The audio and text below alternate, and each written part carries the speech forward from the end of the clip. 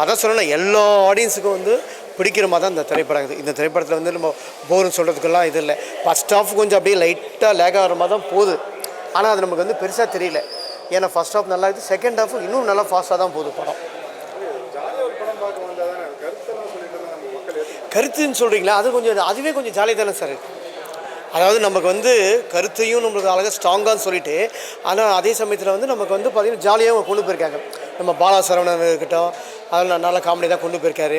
நிறைய இடத்துல நம்ம அர்ஜுன் தாஸ் இது பண்ணுறதே நமக்கு வந்து சில சமயம் சீரியஸாக இருந்து நமக்கு வந்து காமெடி மாதிரி சில சீன்லாம் தெரியும்.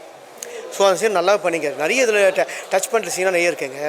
அதாவது ஒரு பையனை சூடு வச்சுருவாங்க, அந்த பையன் சூடு வச்சு அவனோட மனசை வந்து இதுவாகிடும் பாருங்கள். அந்த சீனில் கொஞ்சம் நல்லாவே பண்ணிக்காரு சப்போர்ட்டிங் ஆக்ட் பண்ணுறவர்.